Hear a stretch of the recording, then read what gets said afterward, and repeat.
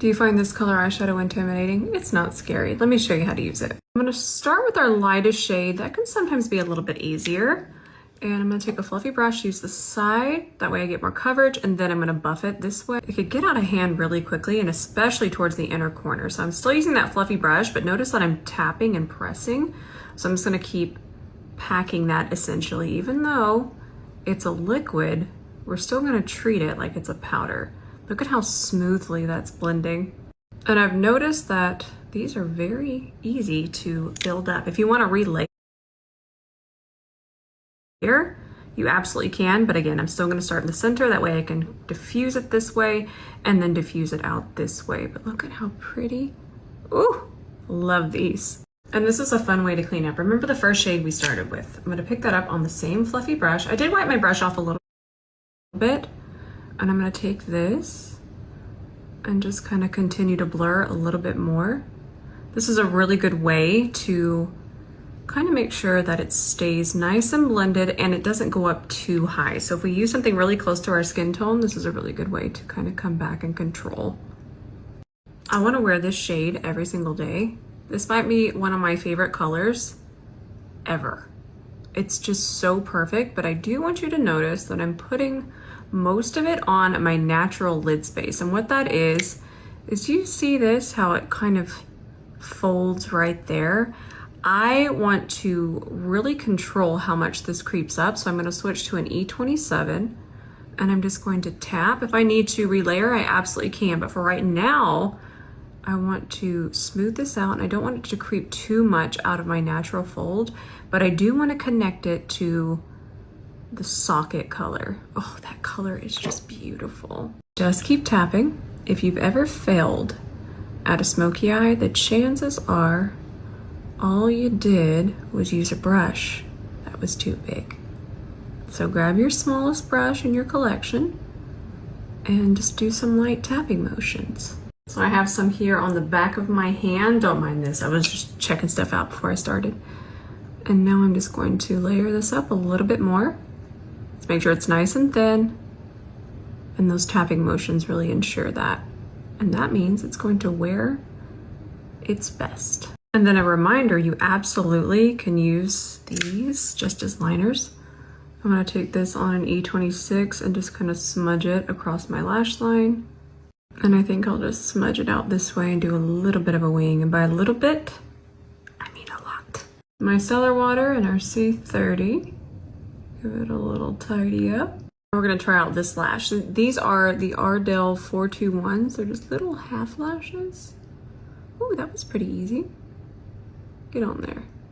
And then I let them kind of get familiar with the glue. And I used the Line It Lash It, and since I'm using half lashes, I did just use the little applicator.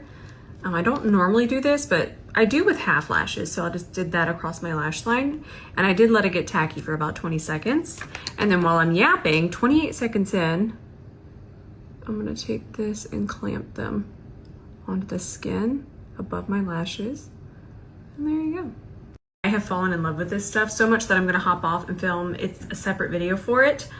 I love this. I love it, I love it. So I'll be right back. Have y'all tried this? I really like it. Look at this, it just kind of erases. Now we do wanna work quickly because once it dries, it doesn't move. It completely dries down. I'm gonna use some as concealer too, to switch to a smaller concealer brush. Here's before, and look at this after. No powder whatsoever. Look at this. That's good stuff.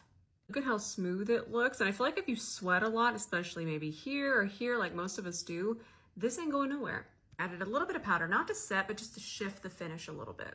But the finished look, this looks so smooth. This right here, that's an 11 out of 10 for me. All right, I'm back. Let's finish this up. Even though this completely dries down, remember I have this on, even though it completely dries down, I'm pretty sure that we're gonna be able to put this on top.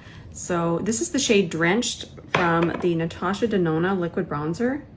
Oh, I have a little bit of that there. We should be all right. This also dries down, so I feel like it's gonna become friends really nicely. I need a C40. I want it to be nice and diffused. Picking up a really small amount, and I'm just going to hit the high points. Seems to be blending in really, really nicely. Yep. I feel like you could layer powder on top too. The only thing is I just want to make sure that you know that this has a very fast dry time.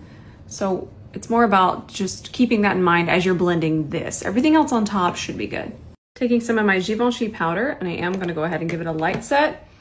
Less for longevity, more about kind of shifting this to a little bit more matte, which is just what I prefer. But I really feel that you don't need powder with this if you don't want it, because it does dry down so much.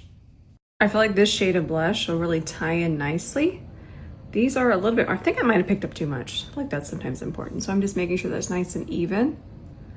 Sometimes tapping like that doesn't even it out enough. And I like to kind of just take the back of my hand and press it in. I feel like that makes it a little bit more even. Oh yeah, that color is nice. Now I'm gonna line my lips with this Huda Beauty lip stain. This is Soft Nude.